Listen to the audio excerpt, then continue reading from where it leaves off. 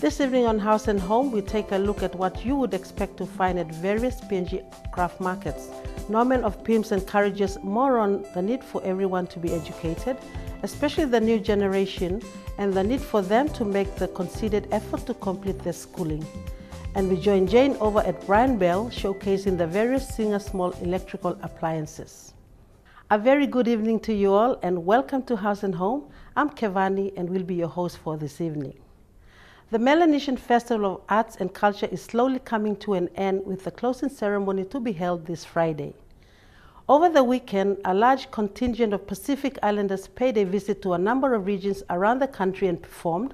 Some returned Sunday, others returning this week in time for the closing ceremony. It's been a great week of colorful festivities, and definitely look towards the closing ceremony this Friday. Speaking of arts and culture, for the sake of our many visitors to our shores, we take a look some more at what you can expect to find at various craft markets here in PNG. See you in a moment. Now, the Holiday Inn Craft Market is located within the Holiday Inn Hotel premises at Waigani in Port Moresby at the Cassowary Gardens. The craft market was set up for the craftsmen and women to display their crafts and artifacts to sell, apart from the hotel wanting to showcase and promote Papua New Guinea's fine traditional arts and craft. Over the years, modern influence has inspired some very unique contemporary pieces.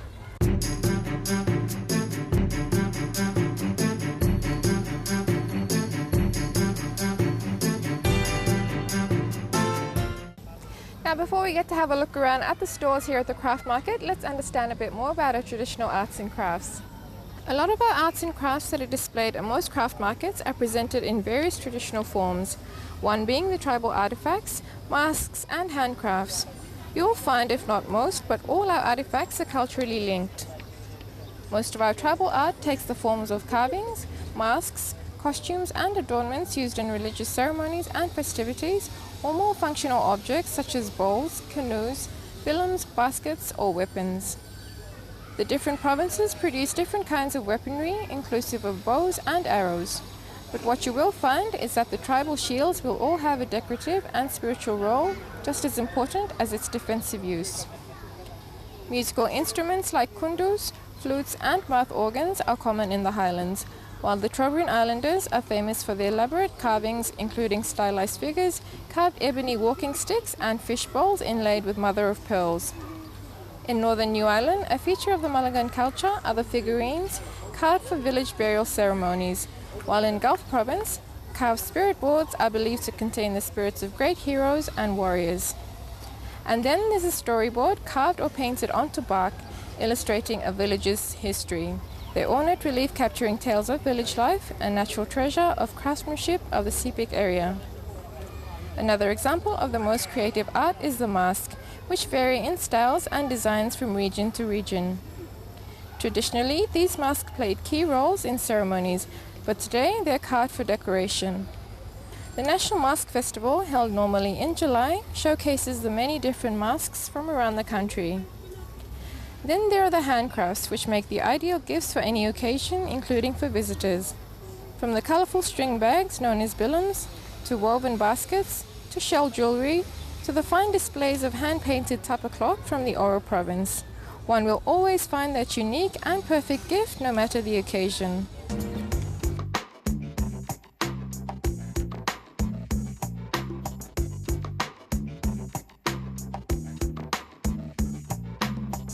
Now, I mentioned earlier about the Trobriand Islanders, who are famous for their elaborate carvings, including stylized figurines, carved ebony walking sticks and fish bowls inlaid with mother of pearls. Now, you'll find these at practically any craft market here in the city. Here at the store we have Trobriand Islanders from Mutawa village. Koega, I'm from Mutawa village in Trobriand Island. Mutawa is a little award, LLG. I sell the carvings in here. Okay. Some of the carvings I brought it from home. Some of them I cut myself. Okay. I carve it here and sell it. Okay. Can you tell the viewers a little bit more about how you make the carvings? What sort of wood you use and the significance? The wood is it's very expensive. It's ebony wood. Mm-hmm. We bought it from Woodlock Island. Okay. But that ebony wood is from Woodlock Island. Okay. But the other logs are Quilla, rosewood, and Krishna.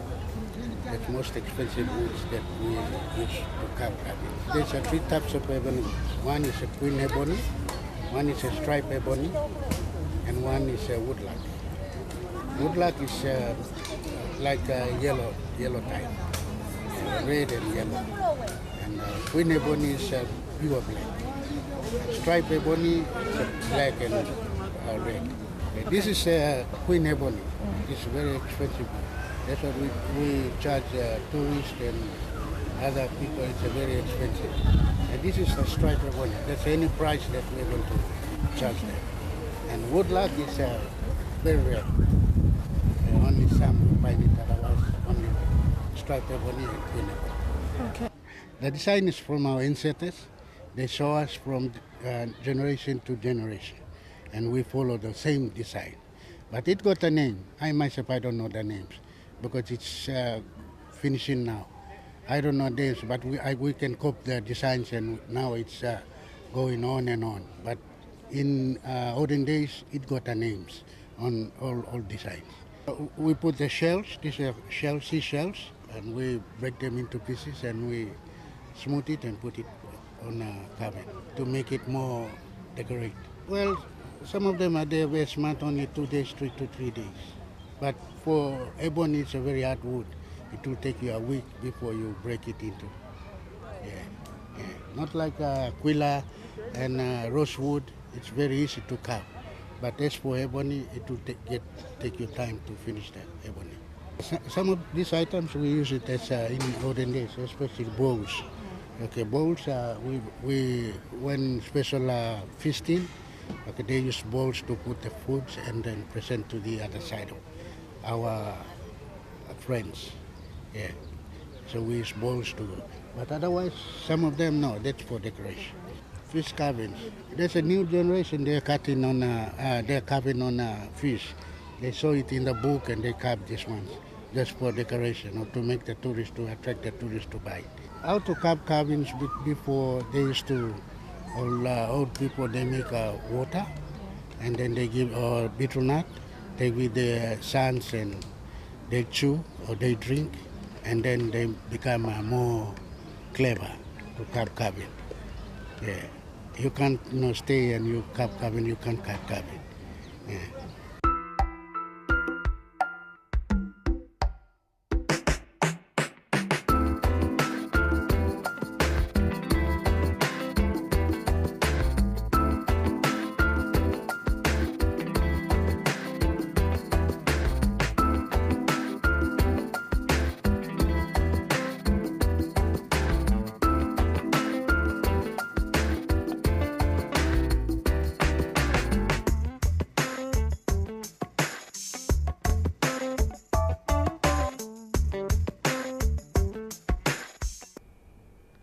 Now, if you're in Port Moresby, if you take a drive around within the city or even around the shopping centers, you will find some arts and crafts being sold.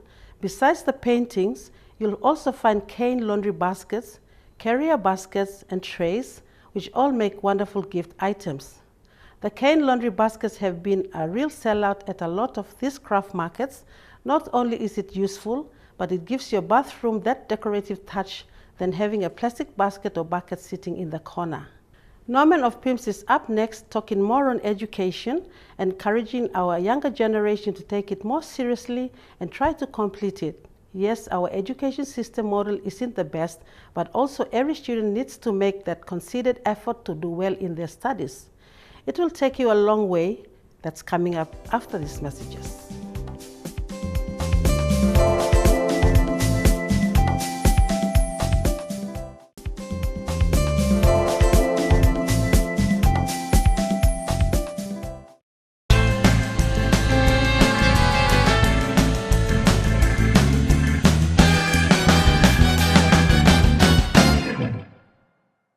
Good evening all and welcome once again to this, the 23rd and second last PIMS episode on House and Home.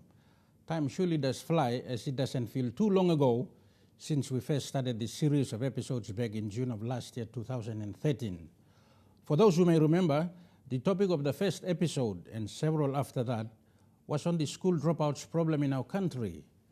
12 months on and 23 episodes later, just before the curtain drops on this series of PIMS episodes, I would like to return and revisit this most important topic. I obtained the following statements of points concerning grade 12 school dropouts from a report presented in a recent Department of Education examinations workshop held in 2013 in which PIMS was a participant. Let me read them to you word for word almost. Number 1, the education system in PNG is a bottleneck or pyramid shape. Number 2, every year the grade 12 students certified increase by 5% or more. Number 3, every year the number of secondary schools increases by 2 or more schools. Number 4, the numbers of tertiary or spaces available at current tertiary institutions have not increased rapidly enough for the past 5 years, unlike secondary schools. Number 5, the number of grade 12 students given scholarship every year for tertiary institutions has been constant, 4,000 students per year for the last couple of years. Number 6, if the number of entry to tertiary institutions remain constant up until the year 2020, from the 35,200 grade 12s who would graduate that year, 31,200 or 90% would not be able to secure a space at the tertiary institutions. What will happen to them?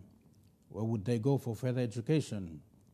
And number 7, every year the number of grade 12 dropouts increases rapidly, and the gap between those who secure spaces at tertiary institutions and drop out widens, since the quota per institutions has been constant or the number of tertiary institutions has not increased for the past years. And lastly, how and where can we help this group of students who missed out on selection but are eager to further their education?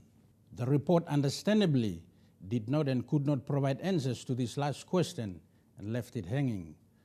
The cited report also gave a statistical history of grade 12 tertiary selections, as shown in the following table. As shown from the 2012 and 2013 data, the current dropout rate, or the proportion of students who can never be selected to any of our 34 tertiary institutions at the end of grade 12, stands at a whopping vast majority of 70% and growing.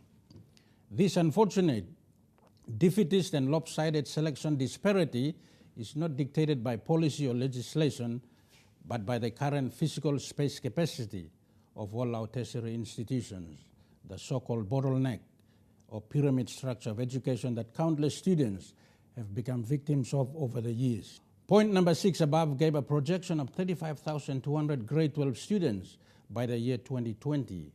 I believe that figure did not take into account or factor in the impact and implications of the free and compulsory education policies on the grade 12 student enrollment numbers. If we do that, the numbers will be quite shocking and almost frightening. I do not want to be a prophet of doom, but numbers are numbers and facts are facts. We've been through this before. If the free and compulsory education policies are fully rolled out starting next year, 2015, all the 100,000 plus grade 8 students of 2015 will potentially transit right through to grade 12 and passing out around the year 2020. Let's do the math. You have in excess of 100,000 grade 12 students passing out by 2020, or at least annually in the next decade, fighting for 5,000 spaces only. This available space of 5,000, as you can already see, will hardly move the needle or put a dent in the total number of grade 12 dropouts missing out on selection, which will remain around the 100,000 mark, that is 95% or more. Hardly a comforting thought, and hardly the sort of numbers that our entire traditional education system can handle. To say that we have a grim, gloomy and worrying educational focus would certainly have to be a real understatement. Let me hand over again to Mr. Bruce Copeland, who will continue to talk about mastery learning in English at PIMS and the Norman CK Institute, NSI. Mr. Copeland.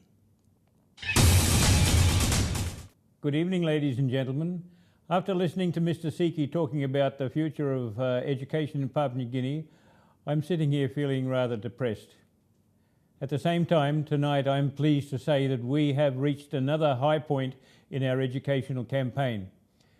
We have come a long way in recent months in highlighting the problems of modern education and giving a detailed overview on how the problems in English literacy can be solved. I have introduced our school and several others to a strategy of combining simple sentences into more complex sentences.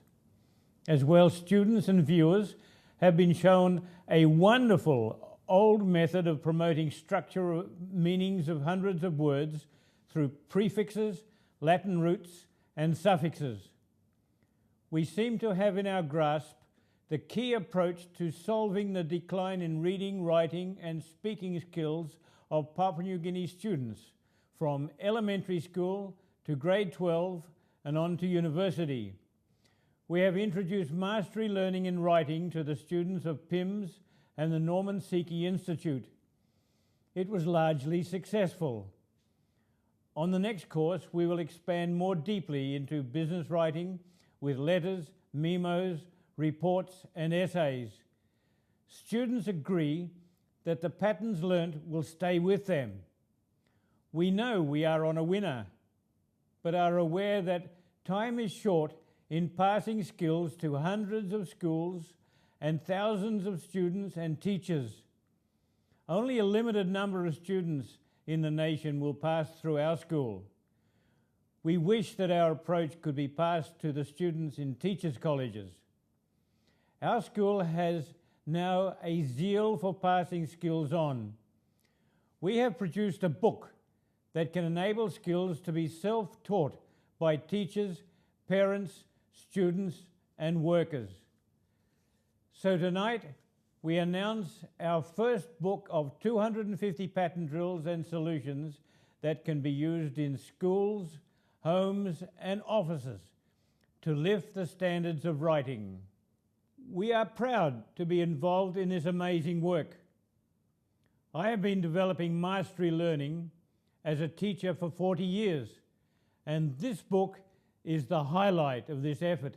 The book, entitled A Handbook of Writing Skills for Schools, is to be available from now on at 30 kina a copy at the school at Erema or from other outlets to be advertised in the media.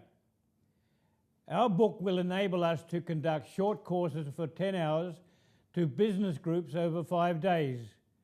The participants will move quickly through the patterns with extra exercises completed for homework.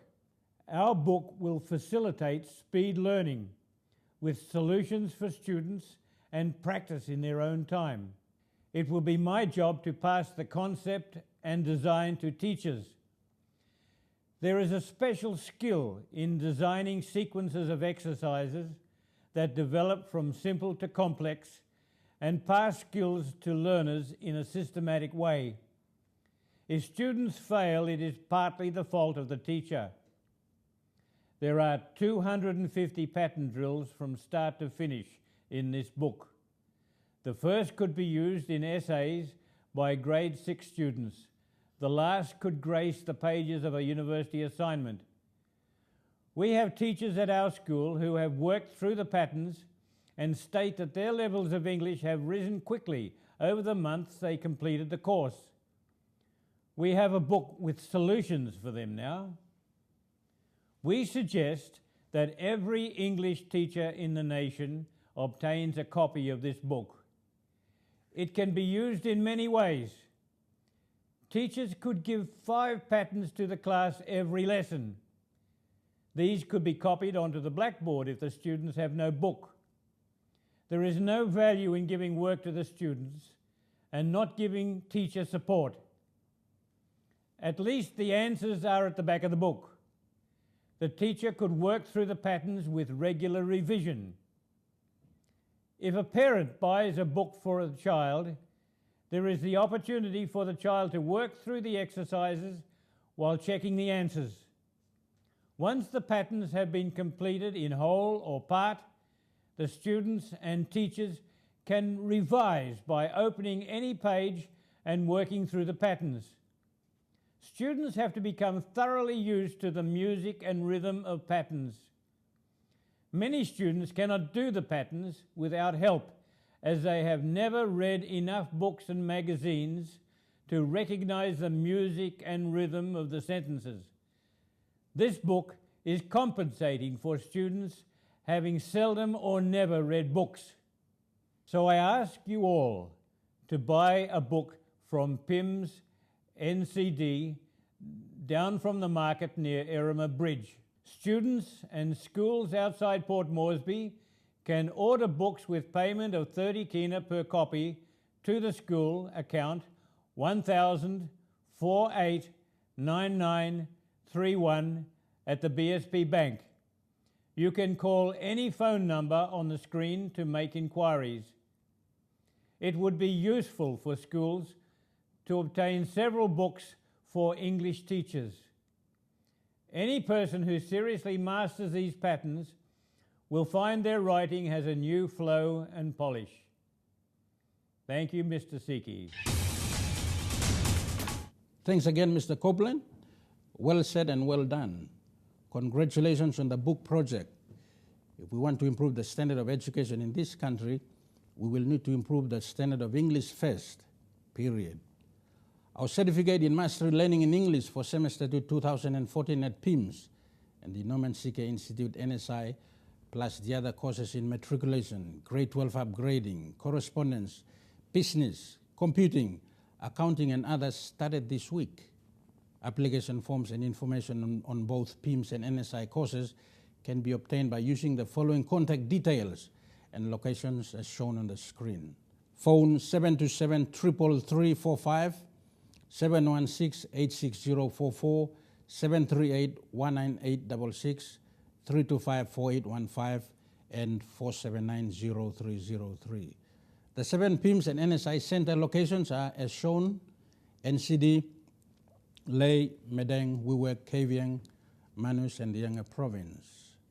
To conclude, the implications of having too many excluded, frustrated, dissatisfied, unemployed, and disillusioned school dropout youths in our towns and cities are too obvious.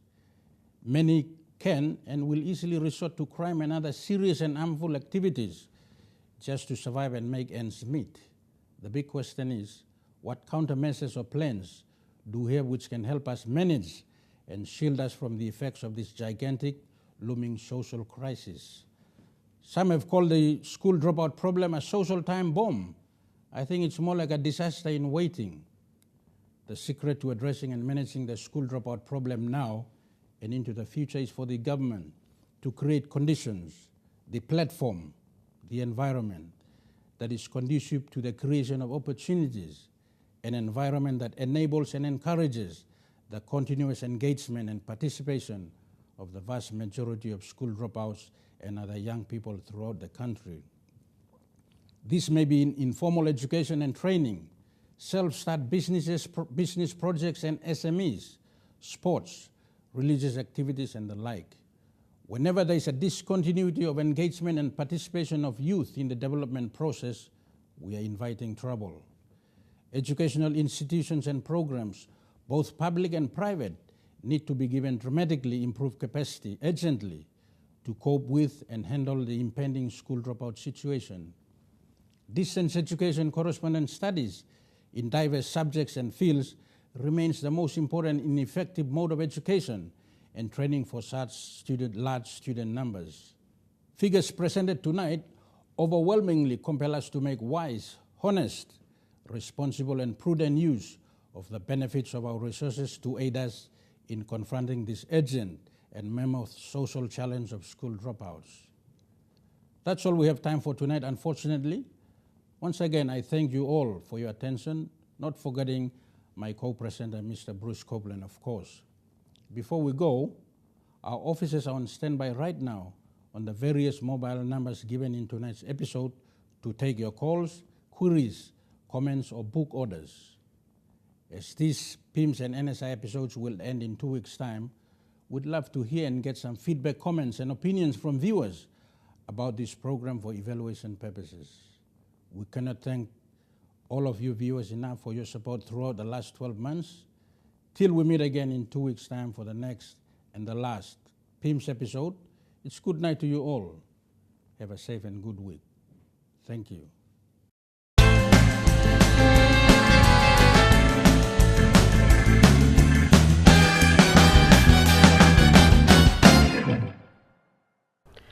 Reading and writing skills, the very fundamentals that need to be taught well in schools, but also for the students to learn and be able to pass on the skills as well.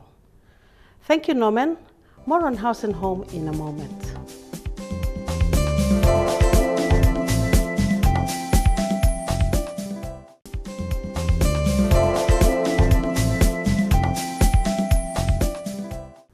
Just before the break, we just had Norman of PIMS talk on education, but education in the academic sense. Now I'm going to share with you a little something on heart health that you and I really need to educate ourselves on, well, as we are definitely not getting any younger, especially on food intake. We've mentioned many times on the show that it's good to see that many have continued or have started the journey to a much healthier lifestyle. Now, on our journey to gain a healthier lifestyle, and knowledge about what we should eat more of and what we should eat a whole lot less of, here are some of the foods that we should include in our diet as often as we can. These particular foods are also highly recommended by nutritionists to people who are in high-stress jobs, who have heart problems, or basically need to care more for themselves a whole lot more. Garlic is the first on our list. Garlic is a vegetable which is part of the onion family of vegetables. It's very good for the heart, and it is one flavored vegetable that is commonly used in all cooking. Grapes is my next favorite, a very popular fruit with its many uses. The best thing about grapes, especially the dark grapes, is that it lowers the risk of developing blood clots, the ones that usually lead to heart attacks. Spinach, a rich green leafy vegetable that is so good for you and acts as defense against high blood pressure. It also protects your arteries from build of cholesterol. Fish. Now, a few weeks ago, I talked on goodness of fish. The omega-3 oils that are found in fish stops the buildup of fatty deposits in the arteries. Olive oil, the healthiest of oils and also very good for those with heart-related issues. Tomatoes, lycopene in tomatoes, which is the stuff that gives it a color, prevents the hardening of arteries. And my last favorite thing to eat to keep a healthy heart is oats. The fiber in oats doesn't allow cholesterol to stick onto your artery walls. It actually carries it right out of your system. I can think of maybe another 3 more of my favorite foods that is good for keeping a healthy heart, but unfortunately are not available locally. You can do your own research on your list of favorite foods and learn a thing or two on the goodness it provides for your body, and then you can decide on whether you should eat more or less.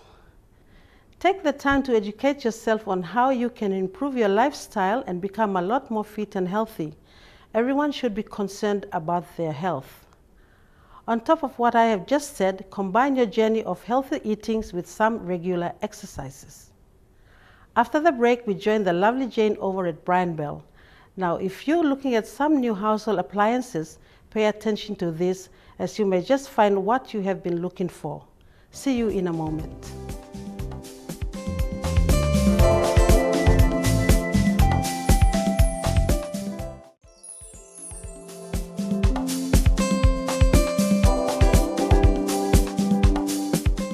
Hey, Mr. B. Good evening, viewers, and welcome to another episode of House and Home with Brian Bell. I'm Jane Tokilala. Preparing a fresh meal for your family doesn't have to be a headache. Using simple tricks, recipes, ideas, and shortcuts to make quick and healthy dishes would require using the correct appliances that best suits you. That is why here at Brian Bell we have a variety of convenient small appliances that will best suit you. Tonight I will introduce the Singer brand products, which are found in the small appliances or homeware departments. If space is an issue to you, then why not invest in a Singer convection oven, which features an electric oven, double hot plates with rotisserie and inner lamp. It provides faster cooking in many cases than regular ovens. The fan gently sends air to every area of the food, quickly browning, crisping, and sealing in moisture and flavor. It produces an even temperature inside the convection oven through air movement, so that food cooks, bakes, and grills evenly as opposed to the normal oven, which has hot and cold spots.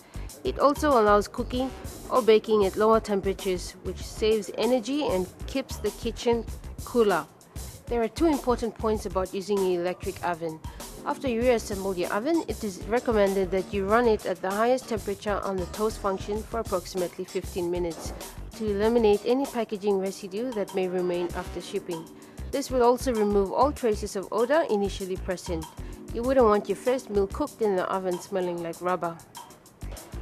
Another important point is that the oven and the double hot plates must work separately because of safety and limited power requirements. When it comes to rotisserie cooking, it is recommended the chicken should be bound in a string to prevent chicken legs or wings unraveling during roasting. Roasting your favorite cut of meat to perfection is based on the meat at refrigerator temperature, which simply means the more frozen your meat is, the longer it will take to cook. It is not recommended to use oven bags, glass containers, plastic, cardboard, paper, or anything similar in the oven. When it comes to grilling, it is advisable to leave the door slightly open.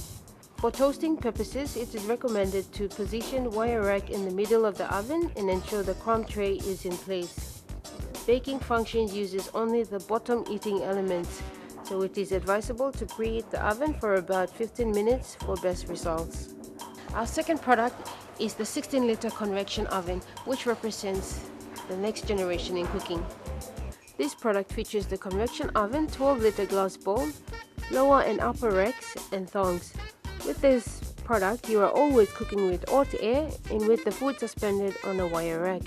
You will find that by using this convection oven, it is not necessary to add fat, oil, butter, or margarine to most recipes. As a result, retention of fat is minimized, leading to fewer calories, lower fat, and cholesterol consumption. The most exciting benefit of using this product is its ability to prepare an entire meal at one time and in one container. It's easy to cook the food exactly the way you like it. For example, you can cook your favorite protein with some vegetables, even without the flavor mixing. When finished, instead of cleaning out different containers, you simply clean out the one container. This product cooks in many ways, which includes grilling, barbecuing, roasting, reheating, dry frying, baking, and steaming food. This product is user-friendly, easy to clean, however never immerse the lid in any liquid. If you're a traveling consultant or someone who practically lives out of a suitcase and is tired of hotel food, then this is a perfect product for you. This heavy-duty electric skillet is small, durable, and easy to transport.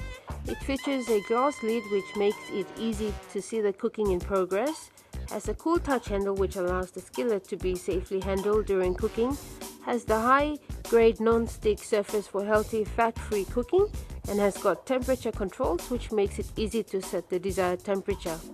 To prolong the life of the non-stick surface and to ensure optimum results, it is important to condition the non-stick surface before first using. Simply heat the electric skillet to medium, pour in a thin coating of vegetable oil, then turn off and unplug. While warm, rub the oil in well using a thick layer of paper towel, while using extreme care to avoid hand contact with the heated surface. Other products that have similar features would include the Singer electric wok, with an added benefit of a non-slip base which has rubber feet to ensure that it stays on the surface that you have it on. Always take basic safety precautions when using electrical appliances, and it's wise to read user manual for all instructions before use. And as you can see, Brian Bell has products to suit every lifestyle, and an added benefit for our small appliances products is that they're under 6 months warranty. So remember, great products, great prices. That's Brian Bell. Until next time, I'm Jane Tokilala. Good night. Best price, best quality, guaranteed at Brian Bell. Right on, Mr. B. It's almost like one-stop shop where you can be sure to find whatever you need in your kitchen, bathroom, bedroom, living room available at Brian Bell, not forgetting what your outdoor living area requires as well, from garden to outdoor furnitures, etc. Thank you, Jane, and we look forward to next week's Brian Bell segment. More on House and Home after these messages.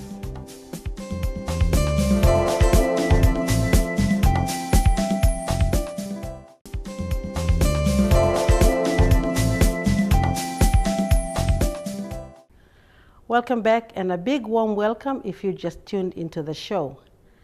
Earlier on in the show, I talked on heart health. Now, one way to make sure you're on the right track every day is to kickstart your day right. Most people are in a hurry in the mornings. Reasons range from when your alarm source of your automatic reflexes hit the snooze button and you find yourself sleeping a little bit longer than intended to. You spend that extra time in getting your children ready for school. Your spouse chooses this time to pick a discussion, so you spend that extra time paying attention to a host of other reasons. The one thing is that normally happens when your morning is rushed. You run out of the house without eating breakfast, and this is where most people set themselves up for a diet failure to the rest of the day. There are also times you may have time, but you don't know what you should eat as a good, healthy breakfast. I'm going to take a few minutes here just to talk about the need to start your day right by having breakfast. For those of you who are aiming to losing weight, you'd be interested to know that there are quite a number of case studies that has successfully proved that those who ate a large breakfast and smaller meals throughout their day lose more weight than those who ate the same amount of food for calories but ate their larger meals after lunch and dinner instead. Note that your body's metabolism tends to work better in the mornings.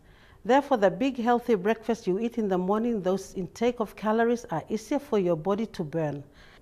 Now, by having said that, that doesn't give you the excuse to eat a high carb, sugary breakfast like donuts, cream buns, sweet coconut buns, etc.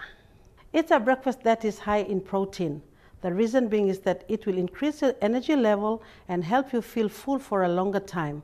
You'll find that you won't have any energy crash come mid-morning with a need for a sweet snack or large cup of sugar-laden coffee.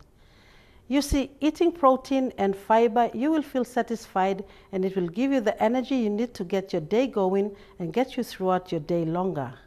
For many of us, and I am one of them, we've been going about this the wrong way for many years. We tend to eat all that comforting carbs in the morning and then hard to digest proteins at lunch and in the evenings. With a bit of applied knowledge and understanding, the opposite has proven to be much better, especially for those that have set weight loss goals for themselves. So stock your refrigerator or cupboards with some high protein and fiber breakfast items. These include eggs, lean meat, peanut butter, yogurt, oats, and avocados. I saw some fresh avocados in stock at the supermarkets over the weekend. Oatmeal is a good high fiber breakfast choice, and if you need to add something sweet to it, the only sugar you need is fresh fruits or some honey. Multigrain waffle is also a good substitute to have for breakfast. Don't be afraid to think creative with your breakfast choices. Also, try not to limit yourself to the typical breakfast foods. Bear in mind that the traditional breakfasts of today are not all healthy. Do a bit of research and create healthier versions of your favorite breakfast choices. My ideal breakfast on any given day would consist of 2 scrambled eggs, sliced up avocados on multigrain toast. It is quick and easy to make, leaving me with just enough time to enjoy that before I head off. To wash it down, I enjoy a cup of green tea to go with it. But as an alternative, if anyone wants to try this, you can substitute your green tea for hot water with a slice of lemon or freshly squeezed juice of your choices. As mentioned earlier regarding being in a rush and skipping out on breakfast, make the extra effort to get up a little earlier and make yourself breakfast and sit down and enjoy eating it. However, if you do not need to rush out the door in the morning, especially if you live a long distance away, then at least make the effort to have that extra time to make and take your breakfast with you to have at your office in enough time before you start your day on the job. You will notice improvement in your stamina and improvement in your weight or overall outlook.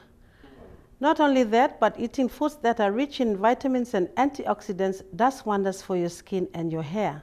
Skincare products, moisturizers, etc. only does a part of the job in helping your skin look good and in protecting it. But most of how good your skin looks all depends on what you eat. Same applies with your hair. Again, as mentioned before, to top it all off, don't forget to exercise. More on House and Home in a moment.